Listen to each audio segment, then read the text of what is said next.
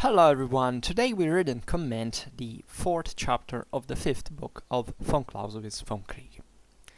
These peculiarities arising from the preponderance of one arm are the more important to the art of war in its limited sense, as that art teaches the use of whatever forces are forthcoming, and when forces are placed under the command of a general, the proportion of the three arms is also commonly already settled without his having had much voice in the matter.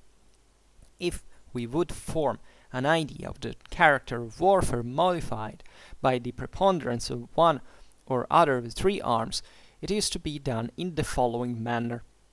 An excess of artillery leads to a more defensive and passive character in our measures. Our interest will be to seek security in strong positions, great natural obstacles of ground, even in mountain positions, in order that the natural impediments we find in the ground may undertake the defense and protection of our numerous artillery, and that the enemy's forces may come themselves and seek their own destruction. The whole war will be carried on in a serious, formal, minute step. On the other hand, a want of artillery will make us prefer the offensive, the active, the mobile principle. Marching, fatigue, exertion become our special weapons. Thus the war will become more diversified, more lively, rougher. Small change is substituted for great events. With a very numerous cavalry, we seek wide plains and take to great movements. At a greater distance from the enemy, we enjoy more rest and greater conveniences without conferring the same advantages on our adversary. We may venture on bolder measures to outflank him, and on more daring movements generally as we have command over space. In as far as diversions and invasions are true auxiliary means of war, we shall be able to make use of them with greater facility. A decided want of cavalry diminishes the force of mobility in an army without increasing its destructive power as an excess of artillery does. Prudence and method become then the leading characteristics of the war. Always to remain near the enemy in order to keep him constantly in view, no rapid, still less hurried movements, everywhere a slow pushing on of well-concentrated masses, a preference for the defensive and for broken country, and, when the offensive must be resorted to, the shortest road direct to the center of force in the enemy's army. These are the natural tendencies or principles in such cases. These different forms which warfare takes according as one or other of three arms preponderates seldom have an influence so complete and decided as alone or chiefly to determine the direction of a whole undertaking. Whether we shall act strategically on the offensive or defensive, the choice of a theater of war, the determination to fight a great battle or adopt some other means of destruction, are points which must be determined by other and more essential considerations. At least, if it is not the case, it is much to be feared that we have mistaken minor details for the chief consideration. But although this is so, although the great questions must be decided before on other grounds, there still always remains a certain margin for the influence of the preponderating arm, for in the offensive we can always be prudent and methodical, in the defensive bold and enterprising, etc., through all the different stages and gradations of the military life. On the other hand, the nature of a war may have a notable influence on the proportions of the three arms.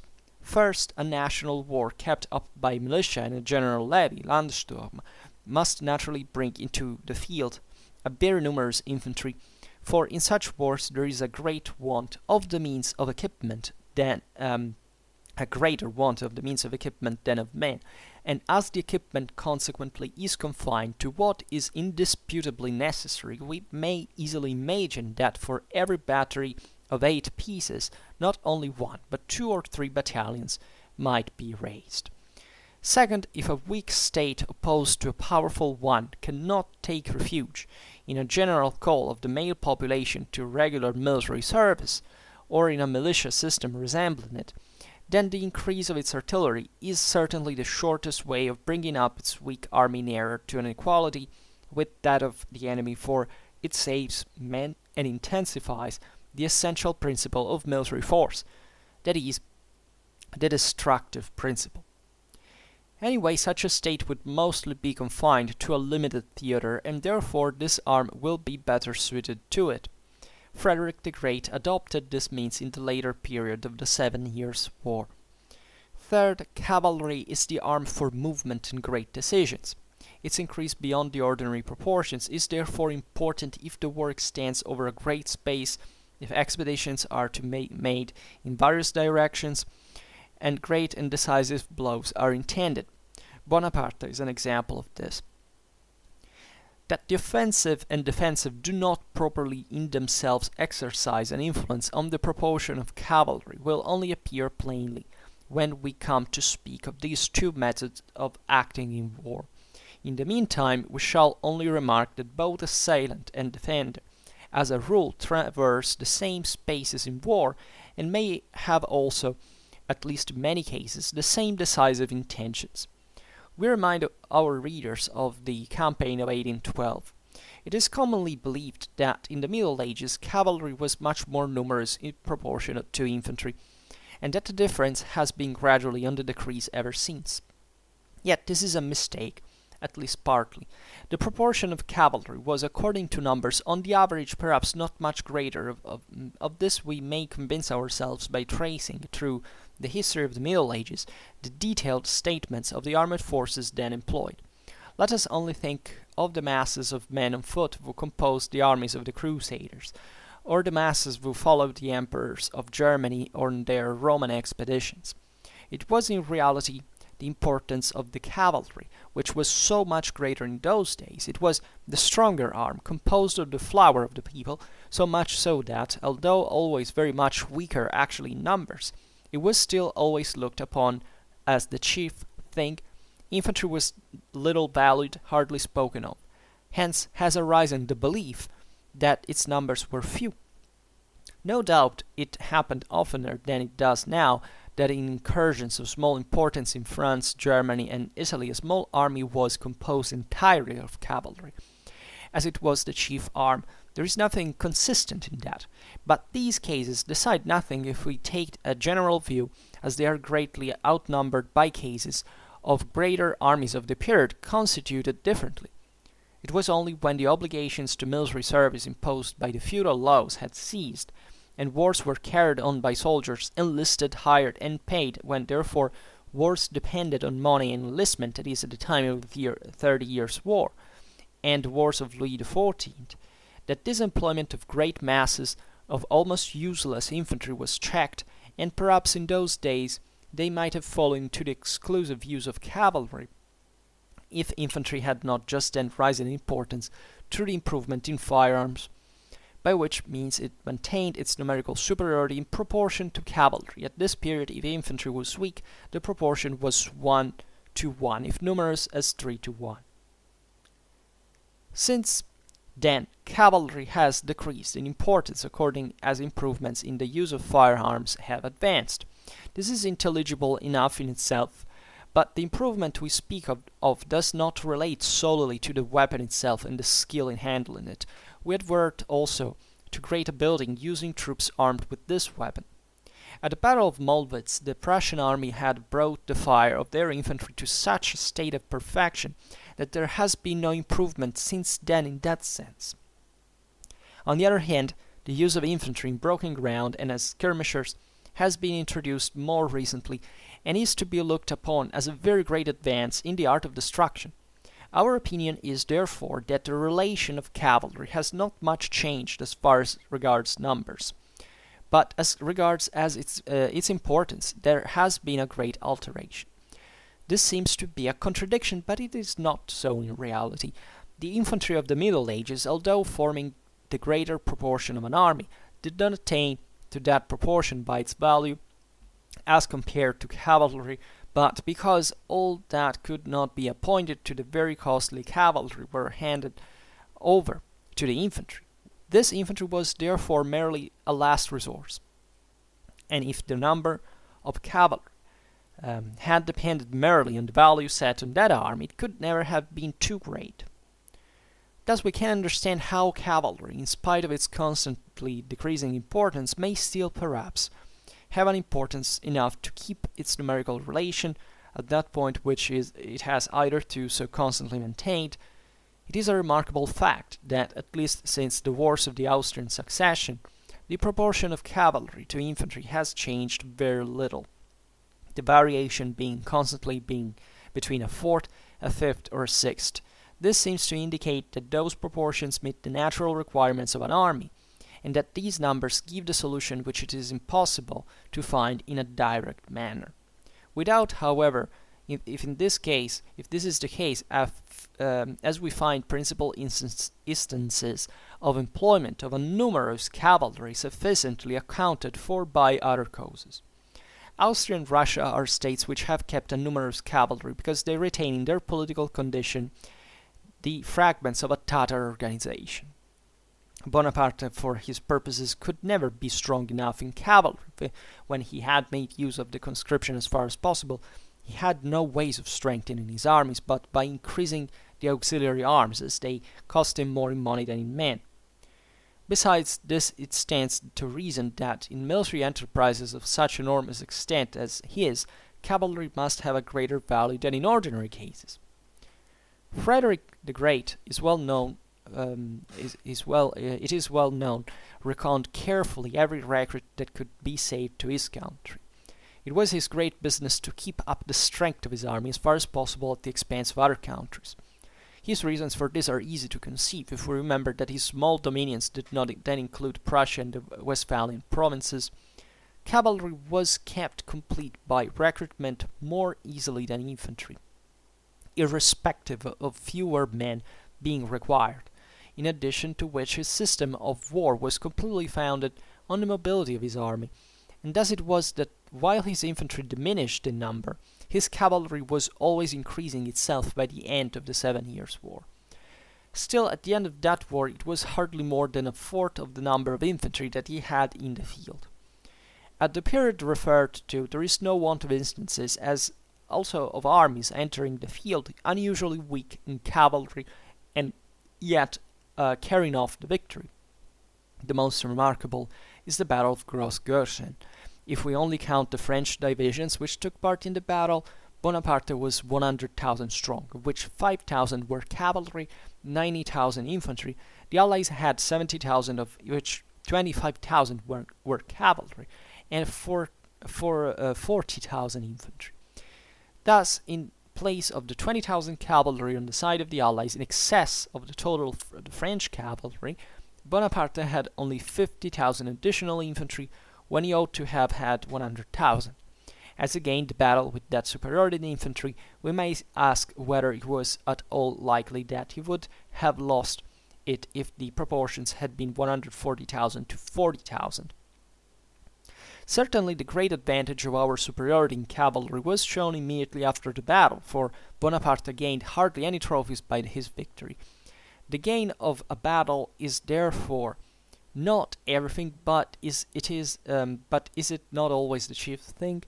If we put together these considerations, we can hardly believe that the numerical proportion between cavalry and infantry, which has existed for the last 80 years, is the natural course, founded solely on their absolute value. We are much rather inclined to think that after many fluctuations, the relative proportions of these arms will change further in the same direction as either two, and that the fixed number of cavalry at last will be considerably less. With respect to artillery, the number of guns has naturally increased since its first invention, and according as it has been made lighter and otherwise improved.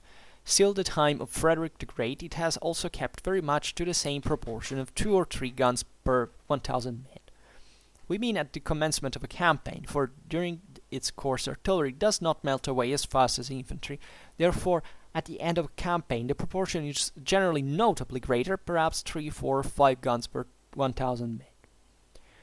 Whether this is the natural proportion or that the increase of artillery may be carried still further without prejudice to the whole conduct of war must be left for experience to decide.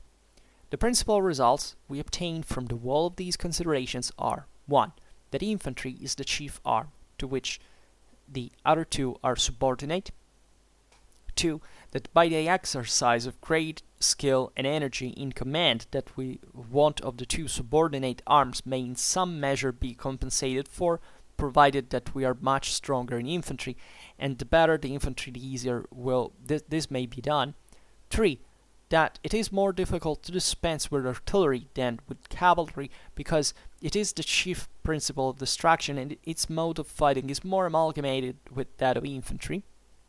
4. That artillery being the strongest arm as regards destructive action, and cavalry the weakest in that respect, the question must in general arise, how much artillery can we have without inconvenience, and what is the last proportion of cavalry we require? So this was fairly long, but at least we finished the chapter all in one shot.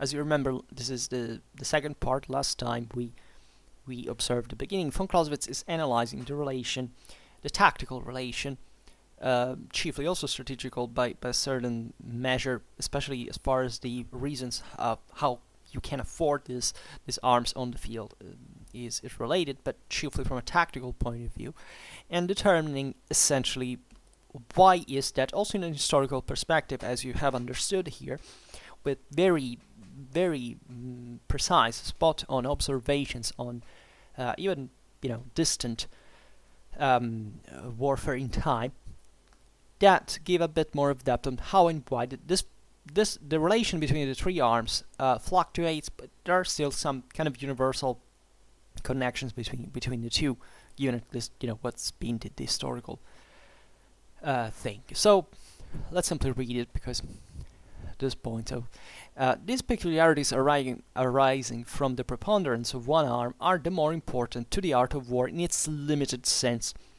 as that art teaches us that the use of whatever forces are forthcoming, and when forces are placed under the command of a general, the proportion of the three arms is also commonly already without his having had much voice in the matter. If we would form an idea of the character of warfare modified by the preponderance of one or other three arms, it is to be done in the following manner. So let's see what happens if we essentially overpower one of the arms compared to the other two. Naturally, we're talking about infantry, cavalry, and artillery. So, von Clausewitz says, an excess of artillery leads to a more defensive and passive character in our measures. And now we see why. Our interest will be to seek security in strong positions, great natural obstacles of ground, even in mountain positions, in order that the natural impediments we find in the ground may undertake the defense and protection of our numerous artillery, and that the enemy's forces may come themselves and seek their own destruction. Beautifully put, by the way. The whole war will be carried on in a series of formal minuet steps. Excuse me. This is just a beautiful period, the way it's written, but it really gets to the point. I mean, as we have seen, artillery is fundamentally the more defenseless of the other arms, but the one that basically needs the others to survive, because it has this dramatic offensive capability. But by itself, it's extremely vulnerable, fundamentally. So if you have this excess in artillery, that it's not just tactical, because as we've seen in the previous part of the chapter, it increases your logistical problems and so on. Fundamentally, you will have tendentially a slower arm, but also one that proportionally at this point will search more or less for positions that can make up for the want of the other two arms, that are at least in proportion to artillery, and therefore a ground that will, as Clausewitz says here, basically will undertake the defensive protection of the same artillery, right, in a static way, and also will basically channel the enemy into this range of depth of artillery, and that is almost millimetrically measured, so much that every movement at this point will mostly be concentrated on the corners and the angles of shot, and all these things. And it will be a sort of formal minuet step. That is to say, you personally will move less, and you will try to simply place yourself in a situation from which you can you will hopefully oblige the enemy just to enter the range of your artillery and to attract him into it, and hoping to destroy him that way. And it's a serious thing, because naturally concentrated artillery fire is a big deal, right? And yet, von Clausewitz observes that this is paradoxically convenient, mostly in so. I mean, it hampers fundamentally the mobility of the army altogether. So it's not really a positive thing, right? And if it happens, though, you have fundamentally to abandon gradually even things like the initiative, mobility, and focus everything on this space, and almost claustrophobically also for yourself, because you place yourself in a defensive position. It's also one which in theory it's also difficult to get away, or at least the artillery, for the sheer weight of it, even if you fight in a plane, will make it more difficult, and so on. It's a bit like camping here, if you understand the point, right? It's really finding the best corner and say, okay, let's hope that the enemy will come here and otherwise. But it's never quite an excellent idea. I mean, altogether, video games apart, in terms of morale, it's also a way to, as we've seen, give the initiative to the enemy. It's never like quite an exceptional solution, but it depends. Here we're talking by average, because it's obvious that there are countless examples of very fortified positions, especially mountainous areas, and that's what von Clausewitz is talking about fundamentally, because he writes, on the other hand, a want of artillery will make us prefer. Here, does it talk? He talked. By the way, excuse me, I was still thinking about the previous phrase. He says that the increase of artillery is properly even fitting the mountain positions well, right? Think about, I don't know, the Italian front during World War I, the Alpine front during World War I.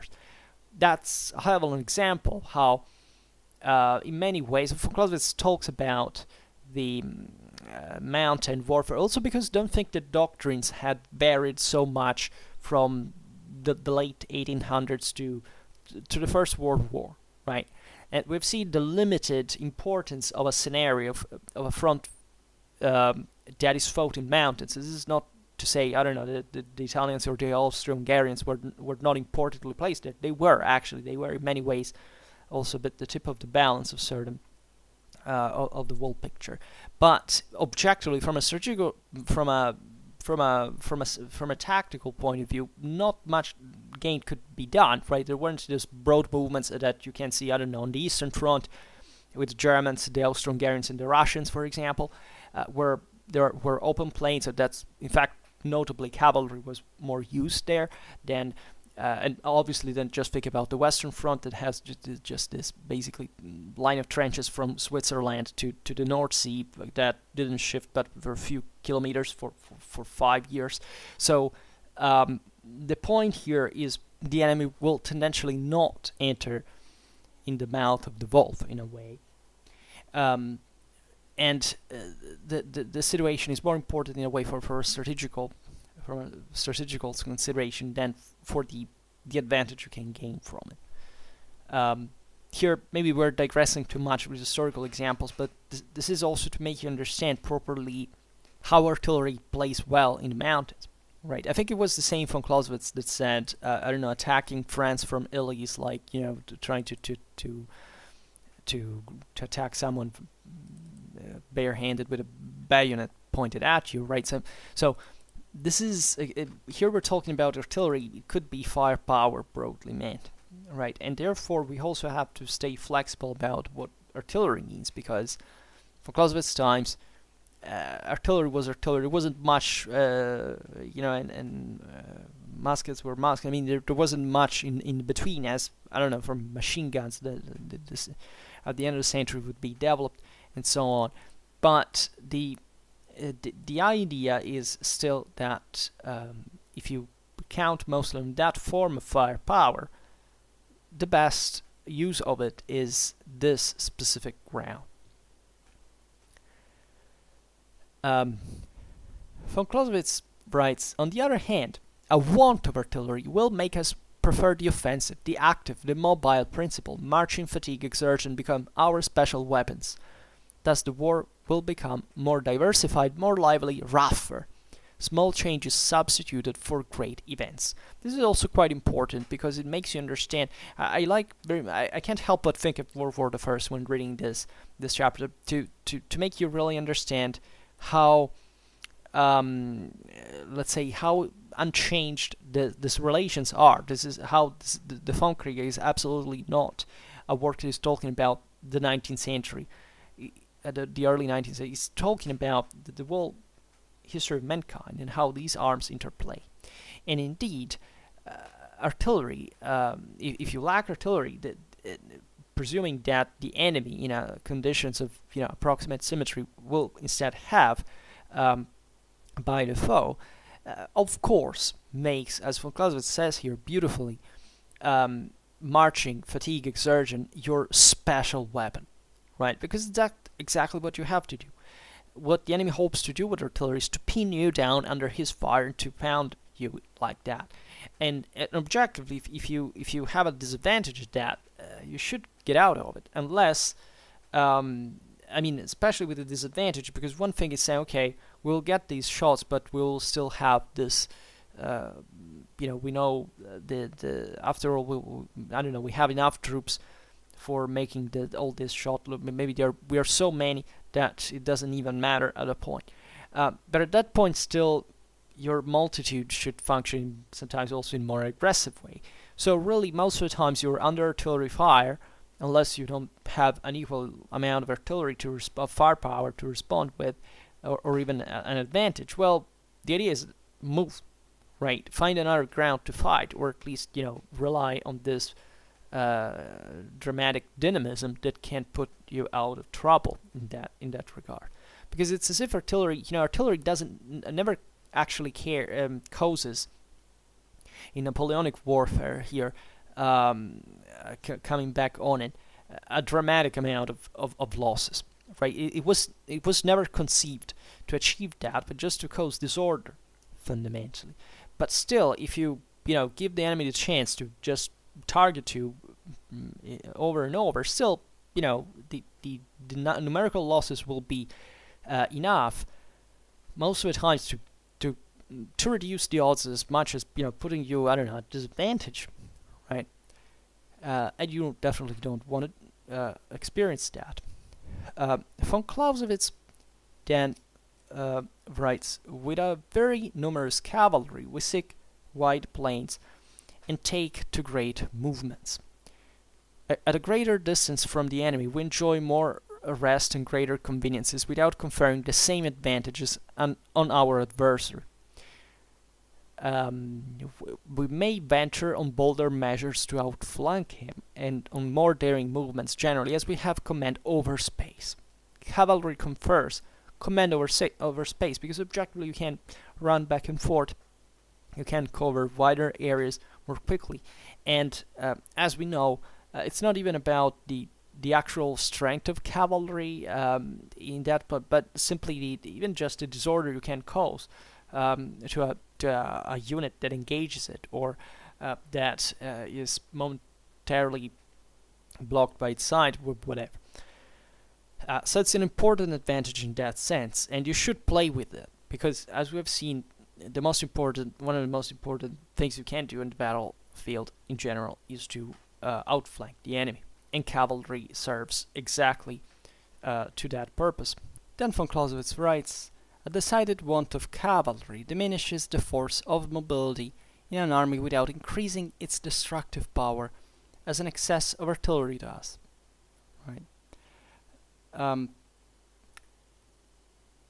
Prudence and method become then the leading characteristics of the war. Always to remain near the enemy in order to keep him constantly in view. No rapid, still less hurriedly movements. Everywhere a slow pushing on of well-concentrated masses. A preference for the defensive and for broken country, and when the offensive must be resorted to, the shortest road direct to the center of force if the enemy's army. These are the natural tendencies of principles in such cases, right? So if you have a few cavalry, that is, you can't do that game of back and forth of outflanking of just harassing, because sometimes cavalry doesn't even need to be,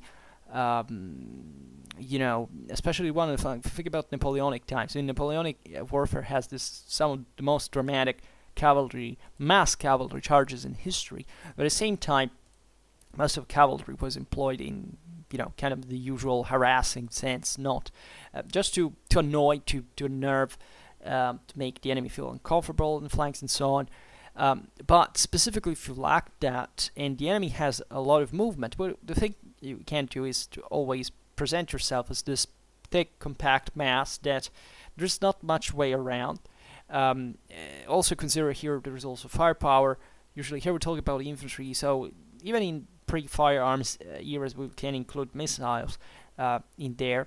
And the trick is always to be inside of the enemy, so you know more or less what he's up to. You can see how he's using his own cavalry instead.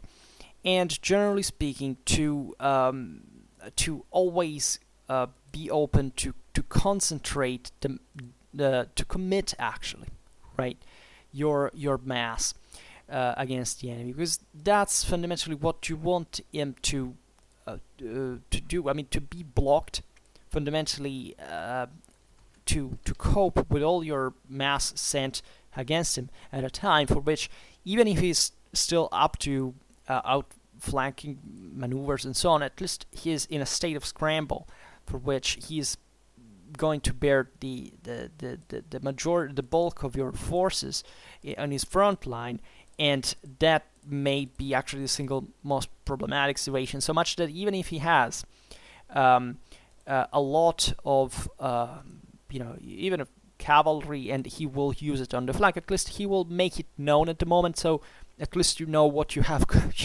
going to die with.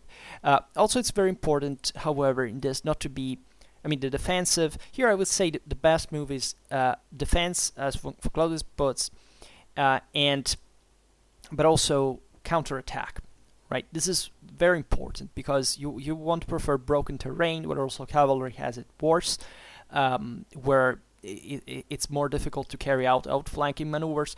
So these are all extremely valid points, naturally, from Clausewitz, and knows pretty damn well what he's talking about. That are also very clearly outlined and explained as you understand here.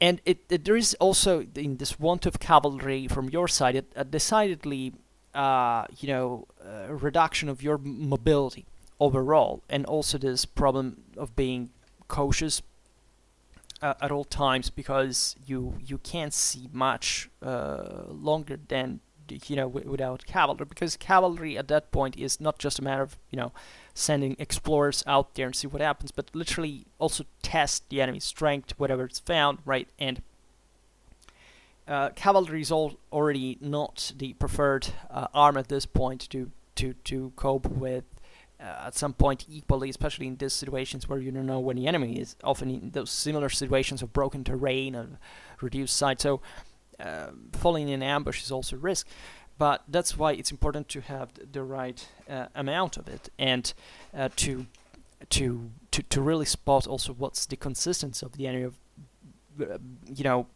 accepting the risk and sending troops otherwise, because they're enough numerically to absorb even this shocks, I would call it in this way, suddenly. Then von Clausewitz says, these different forms which warfare takes according as one or other of three arms preponderates seldom have an influence so complete and decided as alone or chiefly to determine the direction of a whole undertaking. Now we'll explain better what it means. Whether we shall act strategically on the offensive or defensive, the choice of a theater of war, determination to fight a great battle or adopt some other means of destruction are points which must be determined by other and more essential considerations.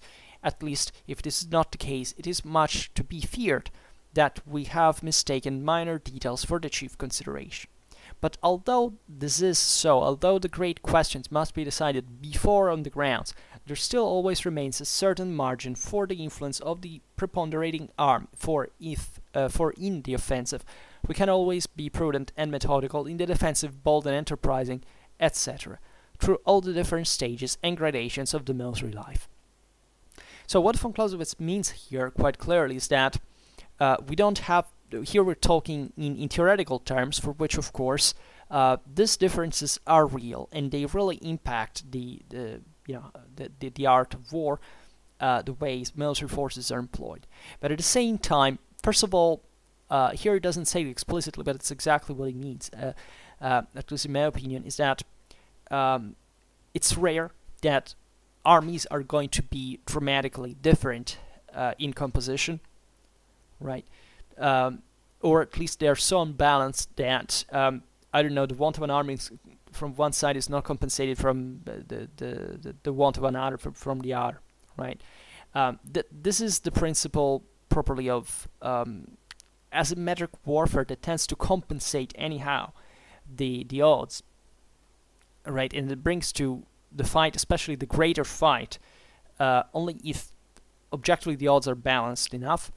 Also, von Clausewitz in the previous chapter has, or the one before, I don't remember actually, but I mean, at the beginning of the same book has explicitly said that by that time Western armies were fundamentally identical, so it doesn't even matter what we're talking about. The proportions are more or less the same. It's all about, mostly about the command, the virtue of the army, and the numbers, rather than the composition of the armies, because Europeans basically fight in the same identical way at that point everywhere. So, of course, von Clausewitz says, here we also have talked about ground, about how the different balance of arms brings naturally one ground to be more or less favorable. But still, there are altogether more overwhelming factors that really matter here than this one. Still, these ones do exist and they do play some role. That's properly it, and it's important naturally to know what they bring to. Von Clausewitz then writes, on the other hand, the nature of a war may have a notable influence on the proportions of the three arms, right? So here he enlarges the scope and talks mostly about the, not even just the strategical side of the, but even the political one. Because he says, first, a national war kept up by militia in a general levy, the Landsturm, must naturally bring into the field a very numerous infantry, for in such wars there is a greater want of the means of equipment than of men.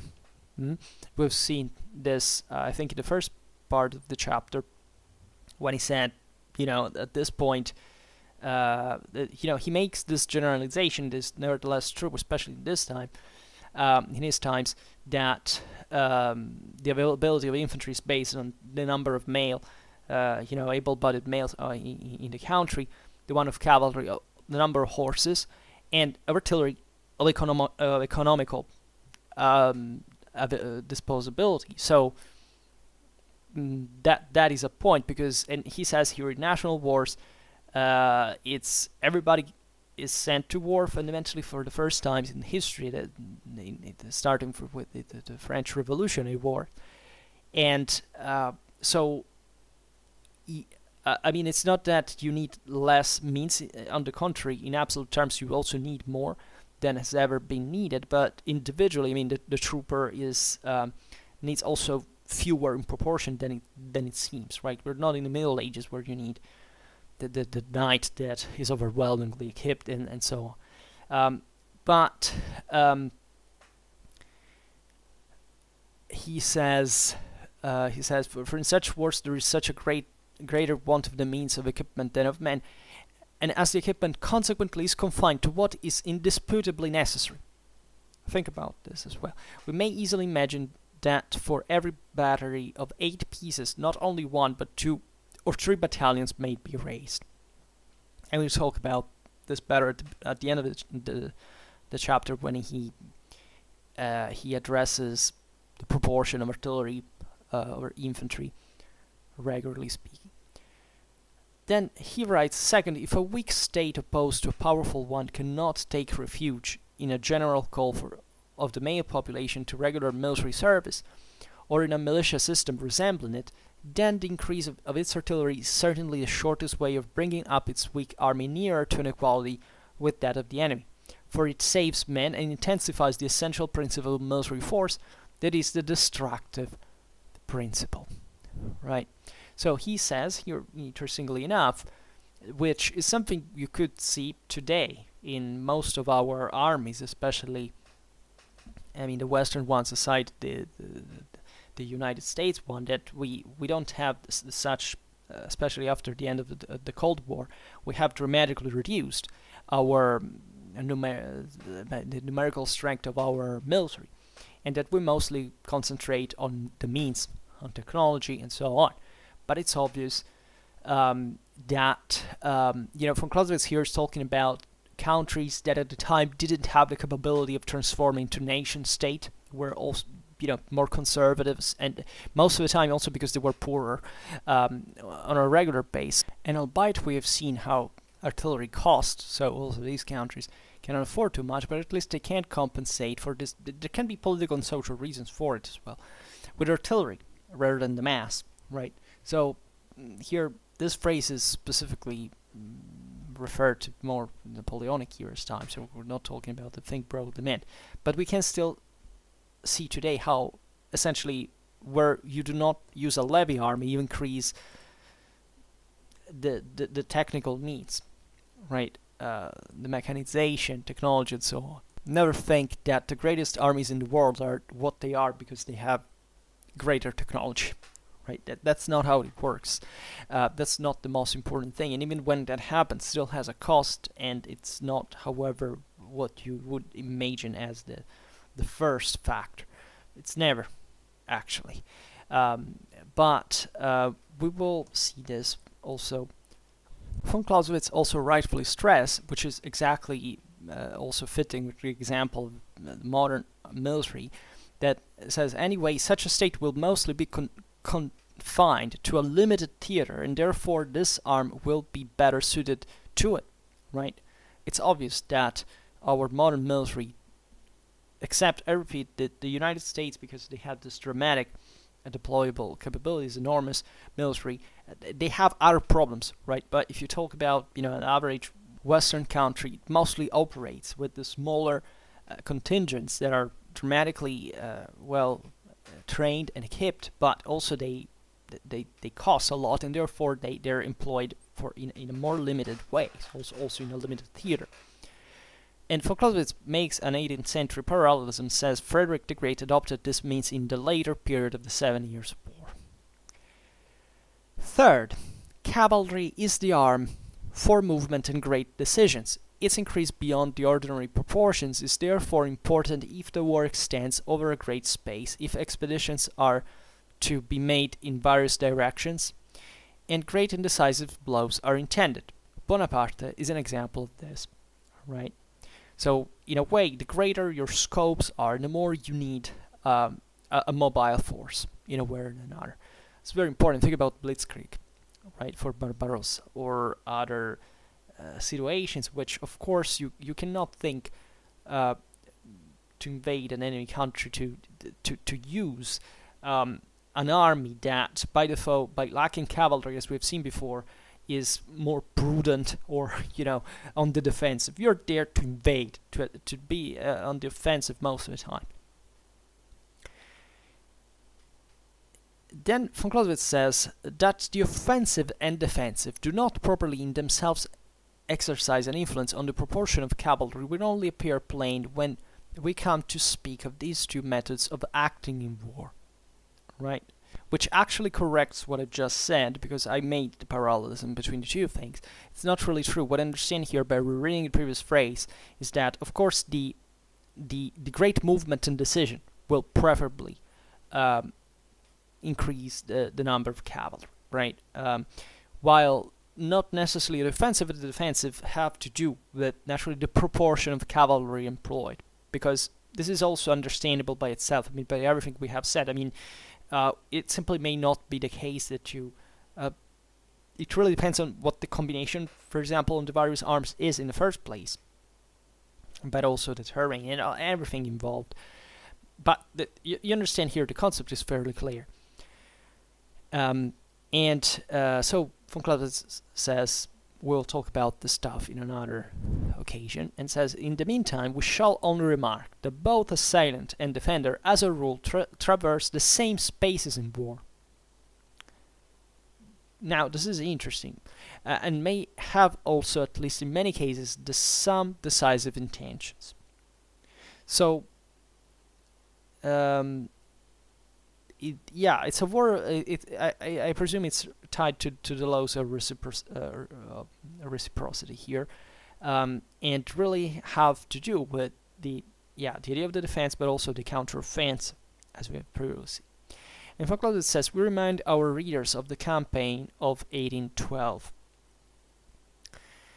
Von Clausewitz then starts this interesting digression on the importance of infantry in medieval warfare. Says, it is commonly believed that in the Middle Ages cavalry was much more numerous in proportion to infantry, and that the difference has been gradually on the decrease ever since. Yet this is a mistake, at least partly. The proportion of cavalry was, according to numbers, and on the average perhaps, not much greater. Of this we may convince ourselves by tracing through the history of the Middle Ages the detailed statements of the armed forces then employed. Let us only think of the masses of men on foot who composed the armies of the Crusaders, or the masses who followed the emperors of Germany on their Roman expeditions. It was in reality the importance of the cavalry, which was so much greater in those days. It was the stronger arm, composed of the flower of the people, so much that although always very much weaker actually in numbers, it was still always looked upon as the chief thing. Infantry was little valued, hardly spoken of, hence has arisen the belief that its numbers were few. No doubt it happened oftener than it does now, that in incursions of small importance in France, Germany, and Italy, a small army was composed entirely of cavalry, and it was the chief arm. There is nothing inconsistent in that, but these cases decide nothing if we take a general view, as they are greatly outnumbered by the cases of greater armies of the period constituted differently. I would not comment the whole section here because it's actually very spot on, but the last part is specifically important because it raises a methodical problem that von Clausewitz understands perfectly. Von Clausewitz here, he was a great military historian, right? He studied an astonishing amount of stuff. We stopped repeating it from compared to the first videos where we said it many times, especially considering also the importance of the historical method and von Clausewitz and so on. But von Clausewitz had studied an astonishing amount of stuff. An astonishing amount of, I mean, quantitatively speaking. Let's leave aside quality, which he topped at any other military theorist in history. But we're talking here of a person who knew all military history altogether pretty well, which is also, which also reflects how idiotic the culturalist prejudices towards the Vom Kriege are, because von Clausewitz knew pretty damn well what warfare is throughout all history and time and places. So, of course, he takes into consideration all of that, but it's just speaking in a universal language, right? It's not that culturalism, it's something that culturalism doesn't even understand, right? And pretends that just by, closing eyes and, without listening that this is not the case, right? It's just not knowing what von Clausewitz has done in his life. But here it says something fascinating that is about the fact that will be repeated here better, that cavalry had a higher weight, right? He says specifically what we were saying in the beginning, that the proportion of cavalry in the ratio cavalry-infantry in medieval times was actually not very different from later times, or even previous times for that matter. And it's objectively true, right? Just count. That's easy also. He just says, you can see in this France, Germany, and Italy, and here I discovered that von Clausewitz makes often the point that I'm making when I make medieval history videos, that, objectively, the Frankish world here was, the center of Europe. Let's be honest, the cradle of feudalism and how Western warfare fundamentally developed from these three countries.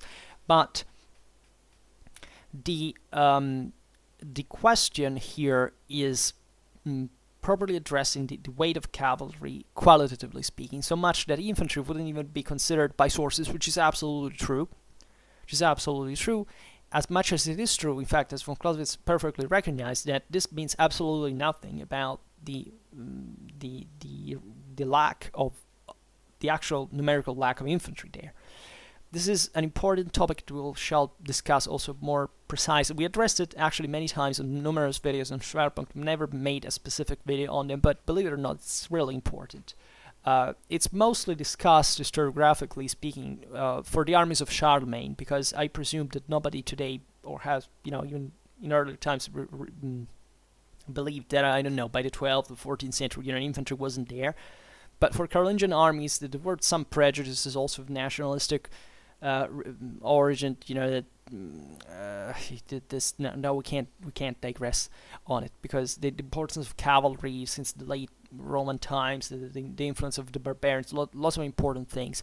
But cavalry was important because it was so gradual, and that also in here, it's a matter of documentation. For the lack of infantry, it's normal that sometimes sources wouldn't tell it for literally bias that the same authors had at the time.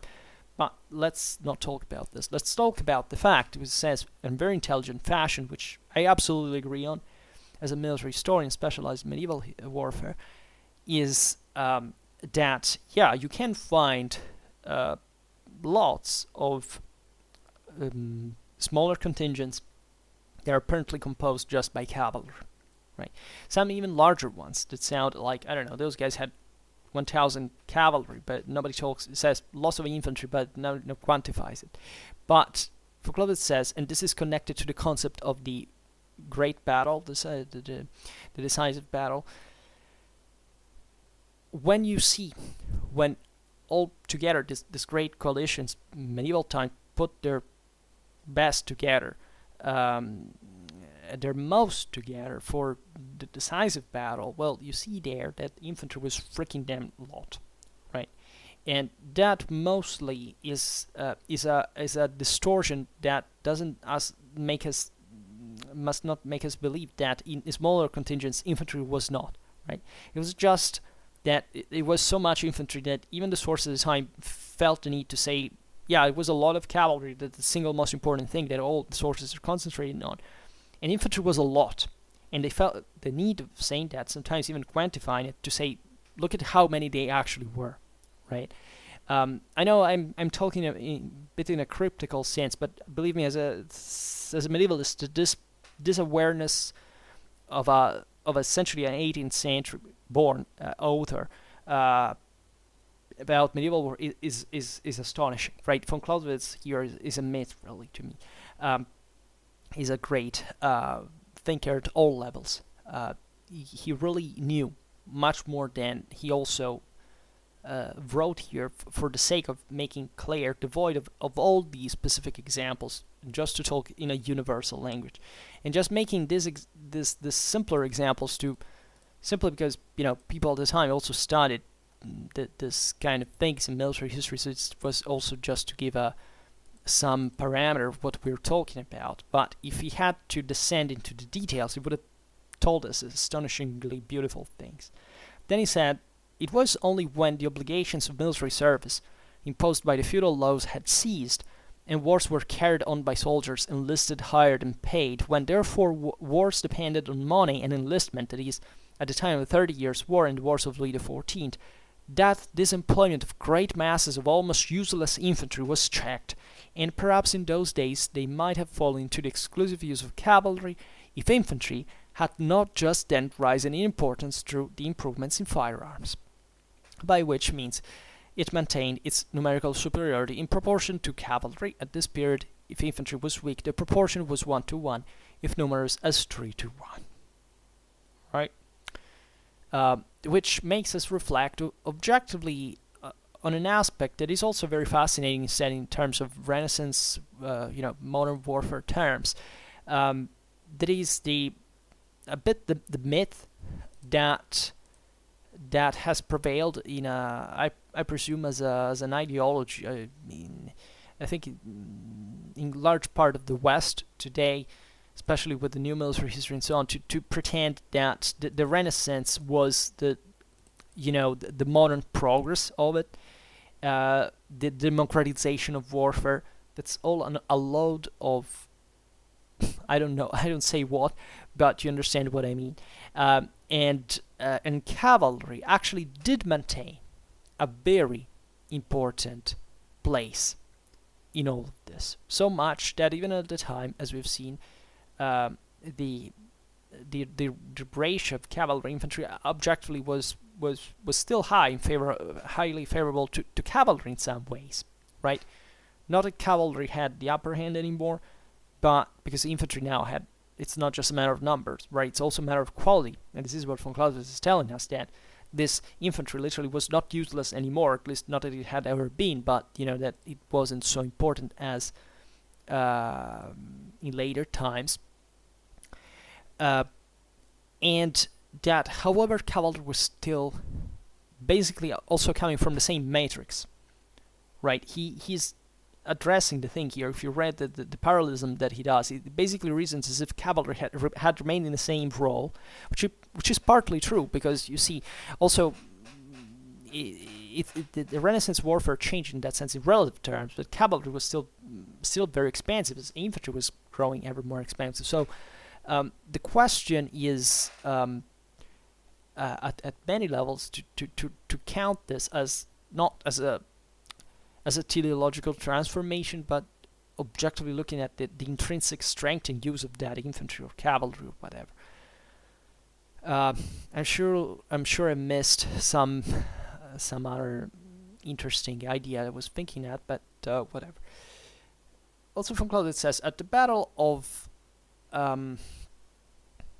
excuse me, I think I missed one point. It says, since then cavalry, yes, it here, has always decreased in importance according as improvements in the use of firearms have advanced.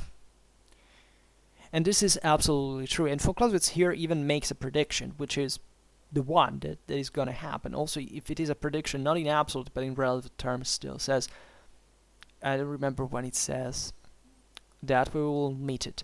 Says, this is intelligible enough in itself, but the improvement we speak of does not relate solely to the weapon itself and the skill in handling it. We advert also the greater ability in using troops armed with this weapon. And this is fundamental. And that's where von Clausewitz, what we say, the Clausewitzian Trinity, and why we think about politics and society when speaking about war. We see culturalists will say, you have to talk about politics and society because, war is cultural. No, war is not cultural. War exists exactly because it is political and social at the same time. There's nothing divided from it. It's the same exact thing. And here is just a question of method. Von Clausewitz says that it's not much the technology in itself, once again, right? Which is the other bullshit. The technology changes. Technology is created expressly to solve the new tactical needs. It doesn't change the tactics, right? It changes it, but in a minority way. That the overwhelming thing is how you fight, not the technology that you introduce in it. The technology is just a servant to something that is already developed. Otherwise, you don't have it. And this base is naturally altogether political and social, right? Let's leave aside the technological competence cannot exist in some places where you don't have know-how, if you don't have a specific socio-economical background, a level of education, and resources and whatever. There's nothing to do with technology in itself. But also says here you can even have the best technology, but if you don't have this right field of application, if you don't have enough troops to levy, what the hell technology serves to? And this is very interesting because you see, when you look at in modern warfare, think about, the Polish winged hussars, and you realize that they're an anachronism of success. And you say, but why and how, right? Eventually, of course, they declined as well, but later than other places. And have you wondered why the Poles still used that in the 17th century while the Western Europeans were fundamentally developing other, tactics from centuries? Because, by the way, Poland at the beginning of the end of the 15th and beginning of 16th century was basically becoming identical to to the other Central and Western European countries, then it re-Easternized with Stepp's influence, including this very important revival of cavalry, not just because of the union with Lithuania, but also because of the extension of the frontiers, the contact with other peoples. Mostly also look at nomadic, look at the Tartars, etc. So you explained there why the Poles. It wasn't like something guided by the top, but still, the Polish crown invested money in, for example, the same Polish, in the same hussars equipment, right? And it was a deliberate choice that was understood to be competitive also with Western warfare, so much that in certain conditions, I don't know, a winged hussar could even charge against Western pikemen, because that's fundamentally what they were capable of doing.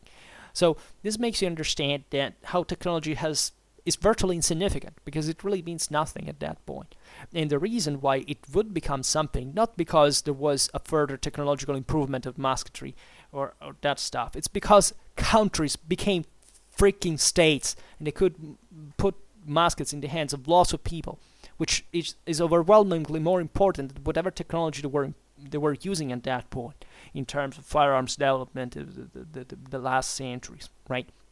This is what I presume Westerners at this point are completely unaware of. Like, if you start talking, bad about technology, which is not, because you're actually doing a favor of technology, because any person who has studied history of science or economics perfectly knows how technology works in these terms and how it should be employed. And that's why also, believe me, enormous military mistakes were committed because of faith on technology that doesn't work by itself, right? It's all about doctrine. Technology comes second. It's a servant of doctrine. Without doctrine, you don't do anything.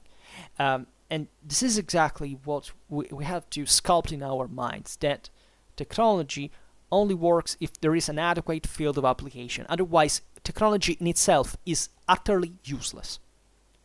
And I really mean it here. If you don't know how to use technology, if you don't have the capacity of using technology, if you don't have the opportunity, if you don't have resources of using technology, you don't do anything with technology. I mean, it would be stupid to do so. And basically, the entire annals of military history is a constant denial of the effectiveness of technology as an autonomous factor in warfare. It doesn't have that autonomy by the slightest. It's all doctrinal, right? Technology comes later, and mostly as a request to tactical problems, not because it enters there and changes a tactic that is always there. It didn't happen, never happened.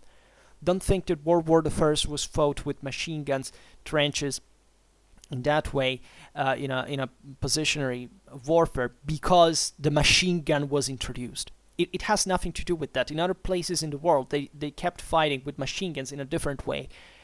And that's specifically what was the political and social situation in Europe, in certain theaters, with a certain levels of production. That's what made the difference. The machine gun is just a marginal product of it. And that's literally it. Right, aside from the fact, shells and so on, but it's the industrial capability of bringing that firepower, not the technology. Technology is just a medium. This is what we must inculcate, because if we don't start from this base, there is no way to understand. And please do not fall in love with these ideologisms, because they're so bad, right? I mean, they're bad for you. It's like when, I don't know, there is a dear follower that likes my content, but he says that he understands, because he understands. But when he says things like, Little Heart wrote this astonishing book, he had this great, Little Heart was a falsary, an incompetent, a person that you can't read just if you're intellectually curious about to know what he was, but that has no place in the annals of military theory and art, right? He was highly incompetent, and especially he didn't understand anything about von Clausewitz, but I mean really nothing. And it's not a person we even study anymore with any hint of mercy or interest or capacity. This person must be crossed out, right? We must study from Clausewitz. Little Hart was a charlatan, a slob, a falsary, nothing else, right? And it has nothing to do with authorities of the military art. Just in intellectual contexts and cultural contexts that are narcissistic, that fell in love with themselves, with their own academy, with their own scholars, and do not seek research, have just crystallized in a dogmatic and anti-rationalist way, which is exactly what the fields of military historical study shouldn't be, by definition. And that by being so, declare that they absolutely know nothing about military history. And I'm not exaggerating about the nothing, right? This is not an hyperbole. This is exactly that they do not know the ABC. Also, by the way, because they have never literally opened von Clausewitz. And I'm not kidding. This is not even this is an exaggeration. I swear it to you. So, von Clausewitz writes, at the Battle of Moldwitz, the Prussian army had brought the fire of their infantry to such a state of perfection that there has been no improvement since in that sense. Now, he's talking about, naturally, a specific tactic that definitely changed over time, but even in here, it's not because much of the introduction of new technologies, but of literally the change of armies, their composition. But as far as mass concentrated fire and so on, and the drill, yes, the Prussian army had been a path opener, and you can't say that what had been done there had not been surpassed anymore. Then von Clausewitz says, our opinion is therefore that the relation of cavalry has not much changed as far as regards numbers, but as regards in its importance, there has been a great alteration. This seems to be a contradiction, but it is not so. In reality, the infantry of the Middle Ages, although forming the greater portion of an army, true, did not attain to that proportion by its value as compared to cavalry, but because all that could not be appointed to the very costly cavalry were handed over to the infantry, this infantry was therefore merely a last resource, and if the number of cavalry had depended merely on the value set on that arm, it could never have been too great. Thus we can understand how cavalry, in spite of its constantly decreasing importance, may still perhaps have importance enough to keep its numerical relation at the point which it has hitherto so constantly maintained. Right? So von Clausewitz acknowledges naturally the sinusoidal trend of the cavalry-infantry strength ratio, and he highlights how one arm is never ruled out, right? There's never a moment in which one of the three arms does not exist, it is not important, right? Even field artillery, that is something that in the Middle Ages or in the ancient world it's relatively rare to find, because objectively most of it was just directed to sieges. Doesn't mean it wasn't there. Also, it doesn't mean that it wasn't important. Also, the concept of it has never changed, and technology can evolve so that we have tanks that are basically a mix between cavalry and artillery, right? If you think about it in classical arms, but that's exactly what they are. I mean, and the relation in here never changes, right? It's not that you have drones or even airplanes. You have a substantial alteration of what this relation between the three arms fundamentally is, right? Infantry is still there. If you don't have infantry, you can't control the ground, right? You can have all the thing you want, but in terms of destructive power, either you use that or they are instruments, right? But fundamentally, they all function in the same concept.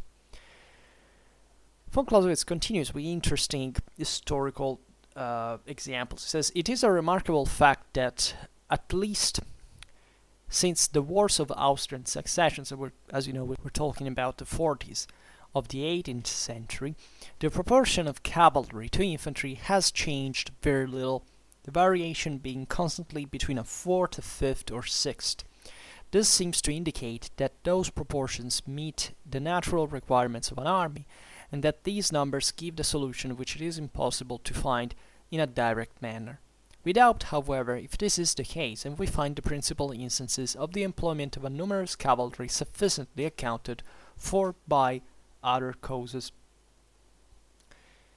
Austria and Russia are states which have kept up a numerous cavalry because they retain in their political condition the fragments of a Tatar organization. Bonaparte, for his purposes, could have never been strong enough in cavalry, but when he had made use of the conscription as far as possible, he had no ways of strengthening his armies but by increasing the auxiliary arms, as they cost him more in money than in men. Besides this, it stands to reason that in military enterprises of such enormous extent as his, cavalry must have a greater value than in ordinary cases. Right?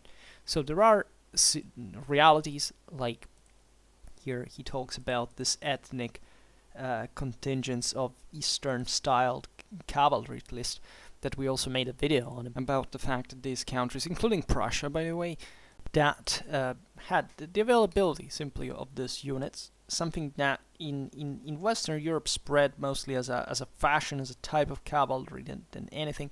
There were also some ethnic contingents. Also Napoleon, here we've seen, made use of auxiliary forces like other emperors historically, in the expansionist phase and beyond, for which cavalry also was important, as we've seen in it, for its dynamism in wars of invasion, in great maneuvers, is in important intensity clashes, and that, however, were difficult to be deployed just by a state like France, even if it was so powerful, because its society wasn't completely cut for cavalry, because now Europe was modernizing. That it was something, you can have very fine cavalry in tiny groups, but it's mostly about the infantry now, the firepower, but cavalry is still needed. So this is what von Clausewitz is making us understand. While this, the Russians were more favored by this because they could literally access their from their empire lots of nomadic troops, for example, from the outskirts and so on. So it's different and it's easier because also you don't have to train them specifically for it, right? To make a good cavalryman, you need training at levels that are not so immediate. Here it's a problem, literally a demographic one for the infantry, for example, but as far as cavalry is concerned, also it takes a lot. Napoleon lost its finest in later campaigns, didn't have much to oppose. This was the problem of the French, especially towards the end of the war. In fact, von Clausewitz says his reasons were, he passes to Frederick. Says Frederick the Great is well known, reckoned carefully every recruit that could be saved to his country. It was his great business to keep up the strength of his army as far as possible at the expense of other countries. That is to say, he had limited demographic resources in Prussia.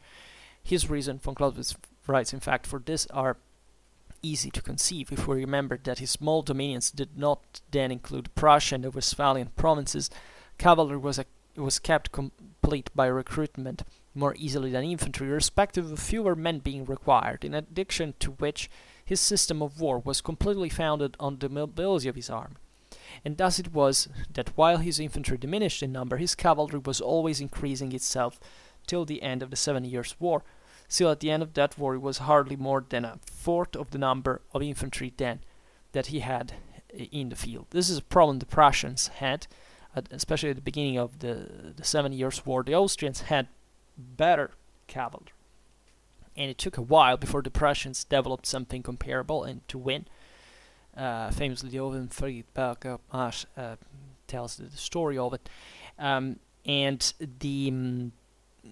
generally speaking, we've seen the dynamism with which Prussia was this dwarf among giants. It had to move back and forth very rapidly, with these very decisive actions for which Frederick was famous, because that was the only way they could stay alive. At some point, it was not even enough. Famously, as the miracles of the Brandenburg House are proved by eliminating the utmost consequences of this limit.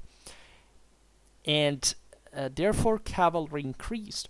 It tended to increase in Prussian armies because of this necessary dynamism. And so von Clausewitz says, at the period, so that, the thing increased, and this is also the interesting aspect of the story, is that armies also increase the proportion of troops of the various arms, independently sometimes also from reforms, from changes from because it's literally the practice that brings it to be needed in a way.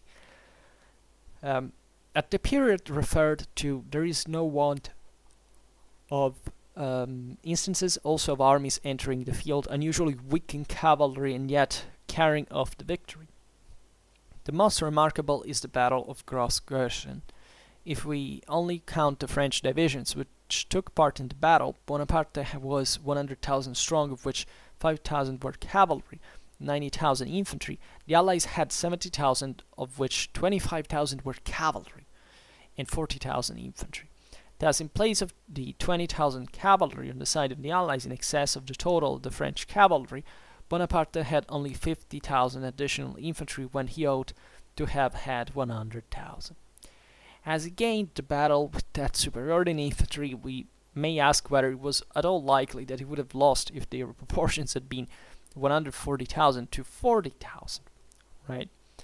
And this is meaningful as a, and certainly, von Clausewitz adds, the great advantage of our superiority in cavalry was shown immediately after the battle, for Bonaparte gained hardly any trophies by his victory, so that even if he won, still this mobility, right, of the Allies precluded him other maneuver. He didn't have enough cavalry. And that is exactly one of the examples of the shortage we were talking about before. The gain of a battle is therefore not everything, but it is not always the chief thing, as we have seen also in the previous chapters. So in a way we are repeating a lot of things we've already seen before. But these examples are very poignant, because they show us exactly how, the battles are affected numerically just by these proportions, also independently from how they are fought, because we've seen that that thing is homogenizing as well, in a way. And von Clausewitz writes, if we put together these considerations, we can hardly believe that the numerical proportion between cavalry and infantry, which has existed for the last 80 years, is the natural one, founded solely on their absolute value. This is for everybody who thinks that von Clausewitz talks only about the early 19th century, or even the 18th century. Says, we are much rather inclined to think that after many fluctuations, the relative proportions of these arms will change further in the same direction as either two, and that the fixed number of cavalry at last will be considerably less. So he even predicts, actually, the fact, as will happen, that cavalry would reduce its number in European armies on the long run. And that's exactly what happened at the end of the century.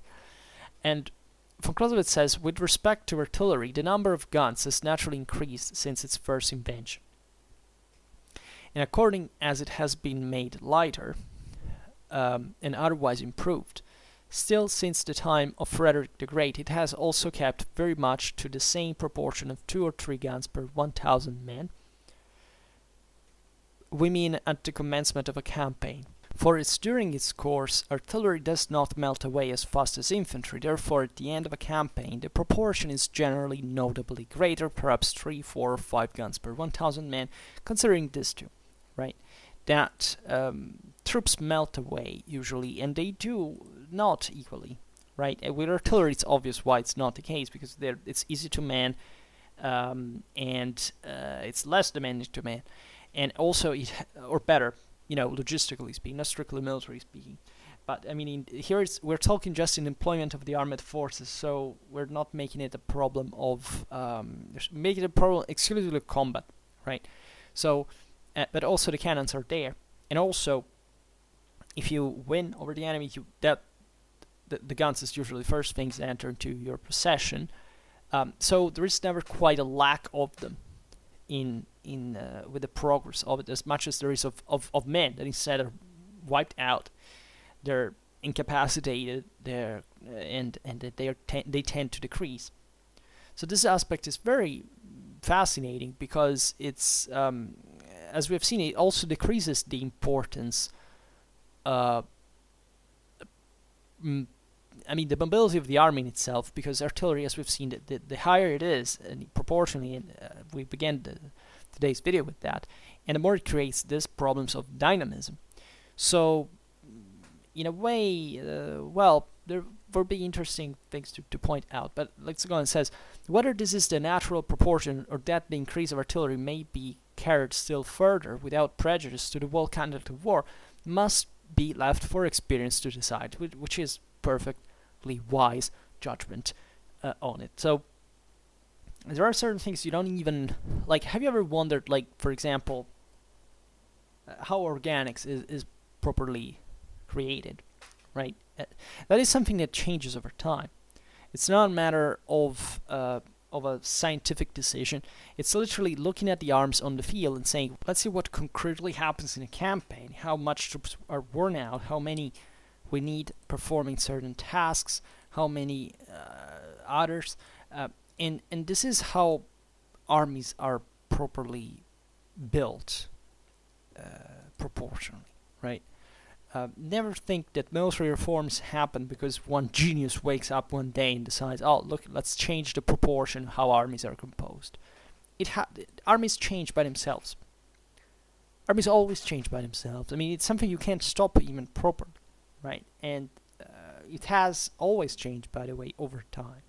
So that also that's why military history is so important, because it really shows you what went wrong at some levels. What is that you need to do next?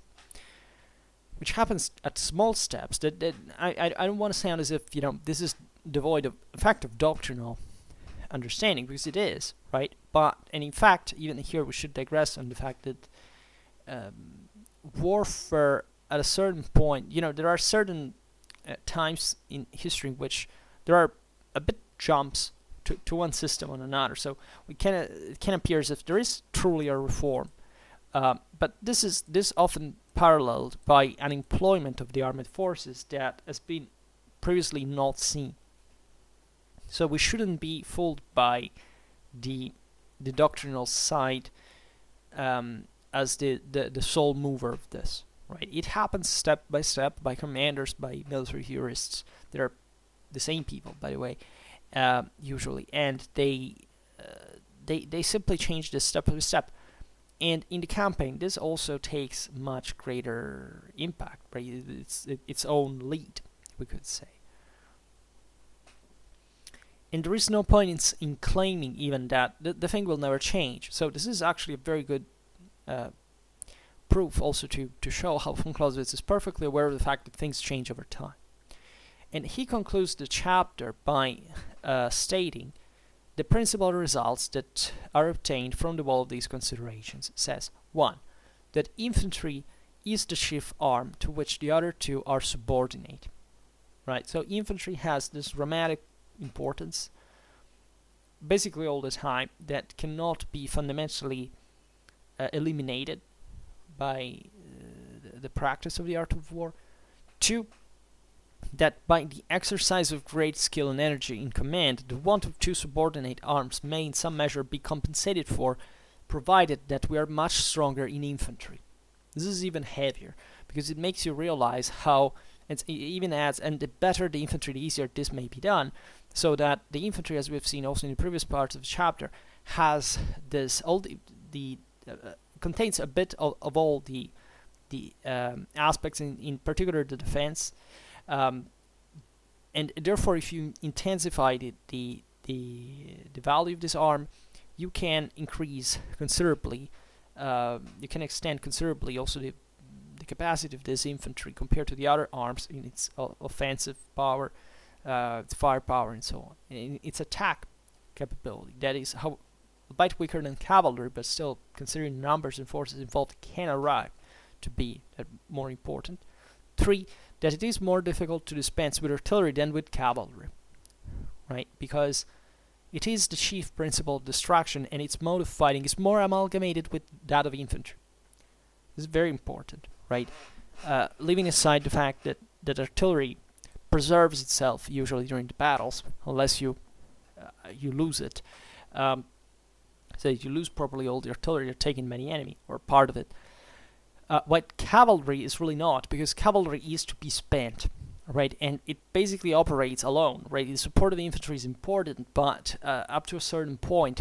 And when we think about the firepower of artillery, and we think about the defensive capability of infantry to shield the guns while they're firing, well, we see here that in this more defensive nature of the two arms, there is a feeling that cavalry doesn't quite have, because cavalry is exclusively an attacking arm. So it doesn't properly share, if not a bit of support that can derive from infantry in the attack, the main functions of those two arms. And it's worn out, so the cavalry gets in the melee and gets spent, gets depleted, right? Possibly even more easily than infantry, because infantry, after all, yes, especially in Napoleonic era, as we've seen, it's one that took the brunt of the enemy fire and all this stuff. But cavalry is more difficult to replace in many ways, and they're less, right? So it's easier way to shoot down. This is the problem, to put it out of action. Infantry, you have to take out one rank after the other, unless you manage to outflank all these maneuvers, and they're more. Right, so it takes more to take them out in a way, or more force, where cavalry is more vulnerable in a way, especially when stopped. And fourth, that artillery being the strongest arm as regards destructive action, and cavalry the weakest in that respect. The question must in general arise how much artillery can have without inconvenience, and what is the least proportion of cavalry we require. Right, so von Clausewitz is perfectly understanding at this point that the function of cavalry that has pointed out is the weak in its destructive action, because even if it has this dramatic impact capability, it's still limited to the employment of the cavalry in itself, that, as we've seen, is to be controlled. I mean, it's often checked. And infantry has dramatic firepower in itself and capacity of defending, part of attacking as well, and still having this shooting capability at the distance, as we've seen, so that it can compensate for its hand-to-hand combat, and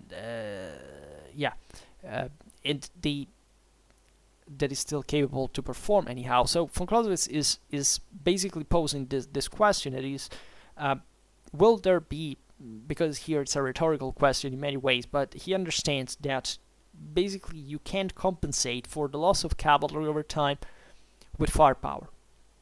This is a nutshell of it. And if you look at the history of warfare, that's exactly what would happen, right? Von Clausewitz is naturally open to further changes, but he's observing that given the things and the improvement of firearms and how, and also the increase of, especially of the masses of infantry and so on, there will be a time in which cavalry will basically be unemployable. Look at the Western Front 1914-1918. That's exactly what happened, right? Cavalry is useful just at the very beginning and the very end. On other fronts, it's something different, but the point is exactly this, that at that point it's exactly artillery and infantry that alone manage to basically to block any other movement. And there is no room for cavalry. This is a great vision, because von Clausewitz goes beyond a bit the fact that cavalry can fundamentally must always be used, or at least he recognizes that at some point you can arrive realistically to compensate it. This is what produced itself historically speaking, so that we still have cavalry today, but we consider it naturally of way limited use and just in certain situations, and also not just because we have replaced it with mechanized infantry, and in this sense artillery too, but exactly because its function is being covered by another cavalry that is exactly the one that we have just pointed out, which is cavalry still, right? But it's still a cavalry that has problems when it finds powerful infantry, anti-armor guns and all this stuff. So well-defended positions, and so on. So you understand here that there is a contemplation of pretty good, there's a pretty good understanding of the relation between the various arms in the intrinsic capacity that these arms will always have, as they have always had, right? Alright, long video, stop it now. Sometimes it began to be tired and so on, but you felt it, but that's pretty much it. And we'll go on next time, hopefully. And for now, I just hope that you enjoyed this video. If you did, please share it. Otherwise, leave a like or subscribe to my channel if you're interested in my upcoming contents. And for now, I thank you heartily for listening to me. I wish you a nice time and see you next time.